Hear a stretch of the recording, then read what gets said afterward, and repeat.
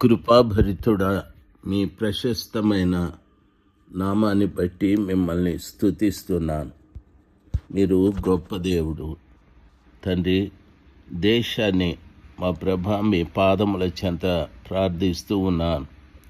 ఈ దేశ ప్రజలు తండ్రి ఎన్నో భయంకరమైన పరిస్థితుల మధ్యన జీవిస్తూ ఉన్నారు స్వామి. అన్యాయాలు, అక్రమాలు, అరాచకాలు, అఘాయిత్యాలు, హత్యలు, అవమానాలు, మానభంగాలు, నా తండ్రి లంచగొండేతనము, ముఖ్యంగా లంచగొండేతనము దేవా ఎంతో భయంకరంగా మనుషులను పీడిస్తూ ఉన్నారు స్వామి. దయచేసి ఈ అరాచకమైనటువంటి కార్యాలు చేస్తున్నటువంటి ప్రజలలో మార్పును దయచేయండి ప్రభా. దయచేసి మార్పును దయచేయండి. ప్రజలు మీ వైపు తిరుగుటకు దేవా కృప చూపెట్టమని ప్రార్థిస్తున్నాను. అన్యాయాలు, అక్రమాలు చేసేటటువంటి జనముతో మీరు మాట్లాడండి ప్రభా. మీరే ప్రతి వారితో మాట్లాడి నాయన వారి ఆలోచనలను మార్చండి, వారి పద్ధతులను మార్చండి. ఎదుటి వారిని మనిషిగా చూసేటటువంటి ఆ మనస్సు ప్రతి వారికి దయచేయండి. కులాలు, మతాలు అనే పేరుతో కూడా ఎంతగానో వేధిస్తున్నారు స్వామి. వీళ్ళందరినీ మార్చుమని యేసు ప్రభువు నామంలో ప్రార్థిస్తున్నాను తండ్రి. Amen, amen. ఏప్రిల్ మాసం 11వ తారీఖు 2026 శనివారం. నెహెమ్యా గ్రంథము 7వ అధ్యాయం 66వ వచనంలో ఉన్న విషయాలు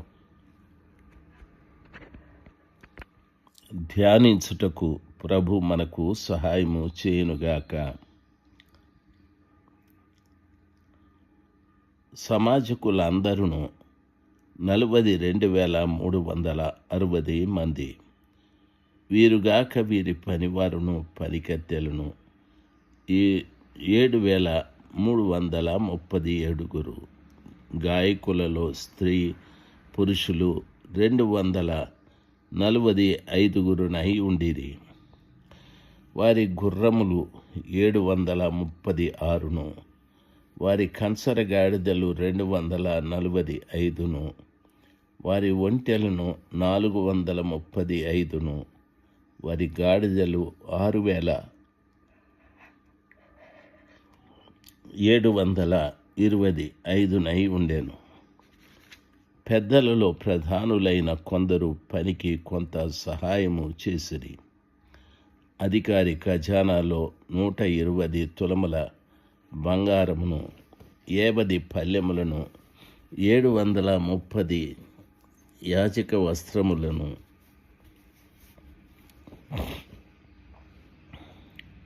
వేసి ఇచ్చాను. మరియు పెద్దలలో ప్రధానులైన వారు కొందరు ఖజానాలో 140 తులముల బంగారమును, 14 లక్షల తులముల వెండిని వేసిరి. మిగిలిన వారును 240 తులముల బంగారమును, 240 లక్షల తులముల వెండిని, 67 యాజక వస్త్రములను ఇచ్చారు. అప్పుడు యాజకులు, లేవీయులు, ద్వారపాలకులు, గాయకులు, జనులలో కొందరు నెతనీయులు, ఇశ్రాయేలీయులందరూ తమ పట్టణములయందు నివాసము చేసిరి. ప్రియులారా, దేవుని పిల్లలు గమనించాల్సింది, సంఘాలలో పెద్దలు అని మాట్లాడుతూ ఉంటారు, విశ్వాసులు అని.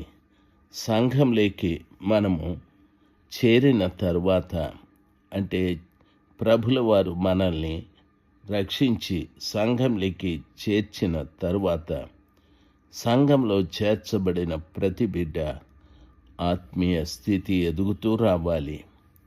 మనము ప్రార్థించేవారుగా, ఉపవాసం ఉండువారుగా, వాక్యానుసారంగా నడిచేవారంగా, పరిశుద్ధమైన జీవితాన్ని జీవించువారుగా, సహోదర ప్రేమను కలిగి ఒకరిని ఒకరు క్షమించుకుంటూ, ఒకరిని ఒకరు ఘనపరుచుకుంటూ, ఒకరిని ఒకరు లోబడి ఈ రీతిగా ఆత్మీయ జీవితంలో ఇటువంటి ఆలోచనలు కలిగి క్రియ కలిగి మనము జీవించేవారుగా ఉండాలి. అంతేకాకుండా సహవాసంలో మనము చేయవలసిన ఓ శ్రేష్టమైనటువంటి కార్యము ఏది అని అడిగినట్లయితే, దేవుని వాక్యంలో సెలవిచ్చిన రీతిగా ప్రభువు పిల్లలైనటువంటి మనము జాగ్రత్తగా ఆలోచించాలి. సంఘ అభివృద్ధి కొరకు ఇంతవరకు నేను చెప్పిన విషయాలు, సంఘంలో మనం ఆత్మీయంగా అభివృద్ధి కొరకు ఇవి పాటించాలి. అంటే దానర్థం అంతరంగ పురుషుడు ఎదుగుదల చెందుతూ ఉండాలి. సంఘ అభివృద్ధి కొరకు అనగా అనేక ఆత్మలు రక్షించబడటానికి, అనేకులు ప్రభువు సముఖంలోకి రావటానికి సువార్త ప్రకటించాలి. అందుకని దేవుని మందిరంలో ఖజానాలో సొమ్ము ఉండాలి. సంఘంలో పెద్దలు ఉండడం, సంఘంలో ప్రజలు ఉండడం చాలా మంచిది. అదొక క్రమానికి అవకాశాలు ఉంటాయి. సంఘంలో ఉన్నటువంటి పెద్దలలో ప్రధానులైనటువంటి వారు అధికారి ఖజానాల్లో 120 తులముల బంగారము, 50 పల్లెములను, 730 యాజక వస్త్రములను ఈ రీతిగా ఇచ్చారని వాక్యము సెలవిస్తుంది. అనగా యాజకుని వస్త్రాల దగ్గర నుండి బంగారము, పల్లెములు, 120 తులముల బంగారము, ఇవన్నీ కూడా వారు ఇచ్చారని వాక్యము సెలవిస్తుంది. ఖజానాలో 140 తులముల బంగారమును, 14 లక్షల తులముల వెండిని వేసిరి. అంటే ప్రధానులైన వారు కూడా, పెద్దలు కానీ ప్రధానులు కానీ ఈ రీతిగా సంఘ అభివృద్ధి నిమిత్తమై వారికి యాజక వస్త్రములను కూడా ఇచ్చారు. ప్రియులరా, మనము ఆధ్యాత్మికంగా ఎదగడమే కాదు, సంఘము అభివృద్ధి కొరకు కూడా ధారాళంగా మనము ఇచ్చువారమై ఉండాలి. మన ధారాళతలో ప్రియులరా, వారు ఖజానాలో నుండి అని చెప్పారు. దేవుని బిడ్డలుగా మనము ఈ రోజున ఆలోచించవలసిన విషయం, ఎందరినో కృపగల దేవుడు ఒక మంచి స్థితికి తీసుకెళ్లారు. ఓ సంపన్నమైన స్థితిలో చాలామంది బిడ్డలు ఉంటున్నారు. చాలామంది మాట్లాడుతూ అంటారు, ఒకప్పుడు మేము ఎంతో దారిద్ర్యతని అనుభవించిన వారం, ఇప్పుడు ఆ కృపగల దేవుని దయ వలన ఎంతో మంచి స్థితి దేవుడు మాకు అనుగ్రహించాడు. మేము మా పిల్లలు ఎంతో అభివృద్ధి చెందాం. మా పిల్లలు అనేక దేశాలకు వెళ్ళి ఉద్యోగాలు చేస్తున్నారు అని మాట్లాడుతూ ఉన్నారు. ఆ రీతిగా మీరు స్థిరపడ్డం, బలపడ్డం చాలా గొప్ప సమాచారం. దేవుని యొక్క కృప మీకు తోడుగా ఉండి మిమ్మల్ని ఆ రీతిగా నడిపిస్తూ వచ్చారు. అందుకు ఆ దేవాది దేవునికి ఎంతో కృతజ్ఞతలు చెల్లించాలి. అయితే అంత అభివృద్ధి అయిన మనము మన ఖజానాలో నుండి దేవుని కొరకు ఏమైనా చేయగలమా, చేస్తున్నామా అనేది మనము ఆలోచించాలి. ఆ కృపగల దేవుని కొరకు చేయగలిగినంత మనము చేస్తే సంఘము అభివృద్ధి పొందటానికి అవకాశాలు ఉంటాయి. ప్రియులారా, గమనించాలి, ప్రస్తుత దినాలలో సంఘ అభివృద్ధి అంటే ఒక విధంగా సువార్త ప్రకటించడం, ఇది చాలా ప్రాముఖ్యం. మరొకటి మందిర నిర్మాణాలు, ఇది ఇంకా ప్రాముఖ్యం. సువార్త ప్రకటిస్తూ ఒక మందిరాన్ని కట్టావు అంటే ఆ మందిరము తరతరాలుగా అలాగ నిలిచి ఉంటుంది.